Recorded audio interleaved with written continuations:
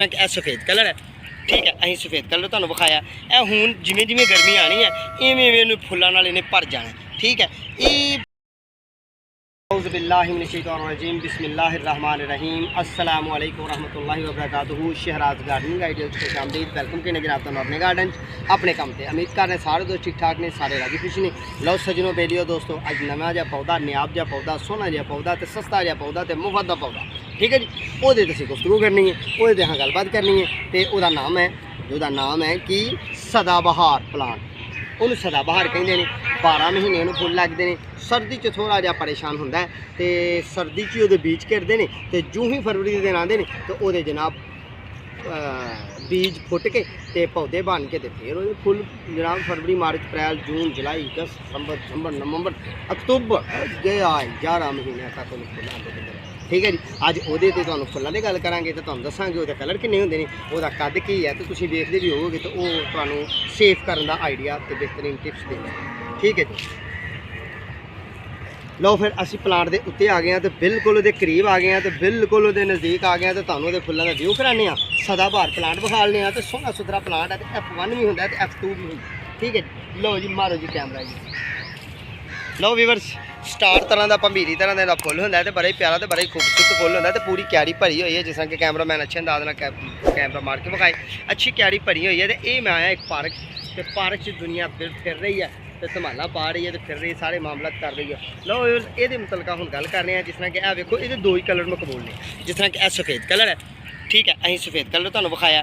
हुण जिमें जिमें गर्मी आनी है इवें इवें फुलों नाल इहने भर जाना। ठीक है, ये पौधा ज़्यादातर 9 महीने जिस तरह कि वेखो हुण तितली अपना खुशबू लै रही है, तो सोहने हुसन नाल पंखियां नूं बखेर रही है। तो मेरा कैमरामैन कोशिश करेगा कि कोई जानवर है परिंदा है बटरफ्लाई है, तो उन्हें जनाब अपने काम नूं करना है। तो वेखो असीं लागे वो तुहानूं व्यू कराया। इनू किड्डा हसीन तो किड्डा प्यारा फुल लगता पिया। खुशबू लै रही है, तो मज़े लै रही हैं दोनों तितलियाँ, है ने कि नहीं?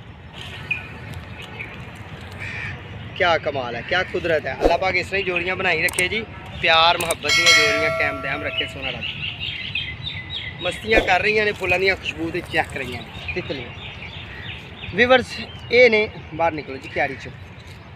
व्यूअर्स ये ने सदाबहार के प्लांट। तो सदाबहार के प्लांट की गल ये शुरू करने कि ये बीज कित्थों मिलते हैं, किस तरह मिलते हैं, तो किस तरह सेफ असां करने। ठीक है जी, ये बीज जेरे ने दोस्तों मैं एक फली तोड़ना। जिस तरह कि यह एक फली है, यह फली ये दोस्तों ना तो कच्ची है तो ना पक्की है।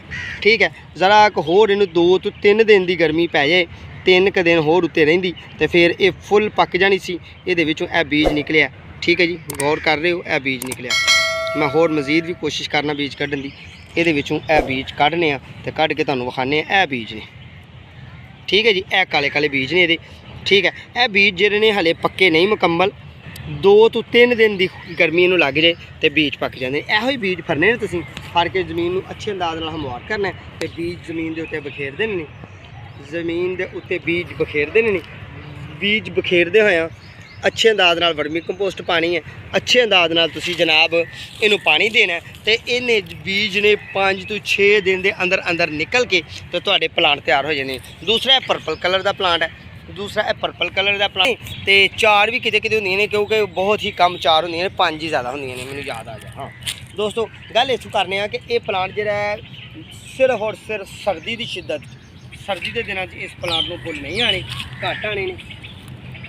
जो ही गर्मी के दिन आने ने, तो गर्मी के दिनों इस प्लांट ने फुल अरूज नाल इन्हें फुल देने ने। यदि बीज बीजन का यह तरीका है। तो जो पनीरी कन्वर्ट करनी है, तो यदि पनीरी कन्वर्ट करने का 12 महीने सिर्फ सर्दी के 60 दिन तुसीं या जनवरी दसंबर तो जनवरी के दिन यदि पनीरी कन्वर्ट नहीं करनी। क्यों?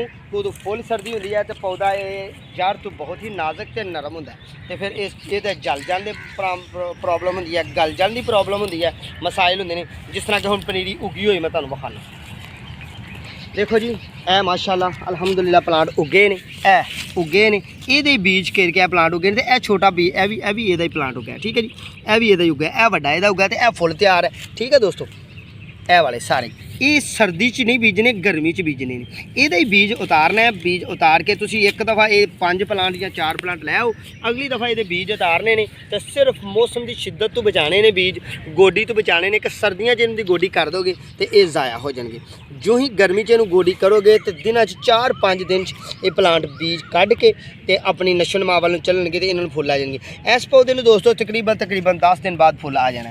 ਫਿਰ ਇਹਨੇ ਫੁੱਲ ਤੋਂ ਬਾਅਦ ਇਹਨੇ ਜ਼ਮੀਨ ਤੇ ਫੈਲਣਾ, ਫੈਲ ਕੇ ਨਹੀਂ ਜਗ੍ਹਾ ਕਵਰ ਕਰਨੀ ਹੈ। ਜਿਸ ਤਰ੍ਹਾਂ ਕਿ ਤੁਹਾਨੂੰ ਮੈਂ ਵਿਖਾਣਾ ਕਿ ਇਹ ਦੇਖੋ ਇਹਦੀਆਂ ਸਟਿੱਕਾਂ ਕਿੱਡੀ ਦੂਰ ਤੱਕ ਨੇ। ਇੱਕ ਪਲਾਂਟ ਨੇ ਕਿੰਨੀਆਂ ਸਟਿੱਕਾਂ ਛੱਡੀਆਂ ਨੇ।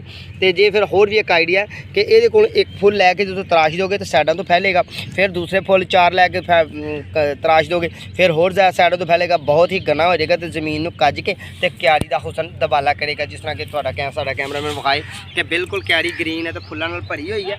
ਠੀਕ ਹੈ ਦੋਸਤੋ, ਇਹਦੇ ਵਿੱਚ 2 ਹੀ ਵੈਰਾਈਟੀਆਂ ਨੇ, ਇੱਕ ਸਫੇਦ ਤੇ ਇੱਕ ਜਾਮਨੀ ਕਲਰ।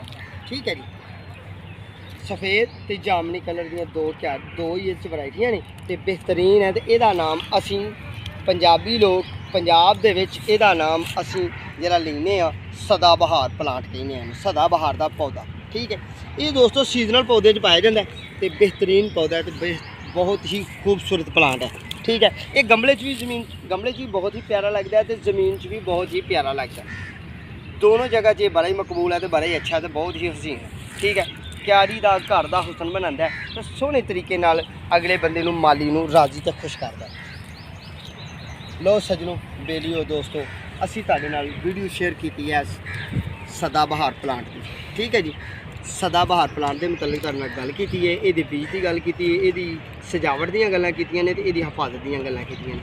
ਸਰਦੀ 'ਚ ਇਹਨੂੰ ਟੱਚ ਨਹੀਂ ਕਰਨਾ, ਜੇ ਲੱਗਾ ਹੈ ਤੁਹਾਡੇ ਕੋਲ ਸਰਦੀ 'ਚ ਇਹਨੂੰ ਟੱਚ ਨਹੀਂ ਕਰਨਾ। ਸਰਦੀ 'ਚ ਪਰੇਸ਼ਾਨ ਹੋਏਗਾ ਤੇ ਗਲ ਕੇ ਮਰ ਜਾਏਗਾ। ਠੰਡ ਵੀ ਹੁੰਦੀ ਹੈ, ਇਹਦੀ ਗਰੋਥ ਘੱਟ ਹੁੰਦੀ ਹੈ, ਥੱਲੇ ਨਮੀ ਬਹੁਤ ਜ਼ਿਆਦਾ ਗਲ ਜਾਂਦਾ। ਆਪਣਾ ਤੇ ਆਪਣੇ ਪਿਆਰਾਂ ਦਾ ਖਿਆਲ ਰੱਖਣਾ ਹੈ, ਸਾਡੀ ਵੀਡੀਓ ਦਾ ਇੰਤਜ਼ਾਰ ਕਰਨਾ। ਇੰਸ਼ਾਅੱਲਾ ਬਹੁਤ ਜ਼ਿੰਦਗੀ ਦੁਬਾਰਾ ਫਿਰ ਮੁਲਾਕਾਤ ਹੋਏਗੀ। ਉਨੀ ਦੇਰ ਤੱਕ अपने मेज़बानों को इजाज़त। अल्लाह निगहबान।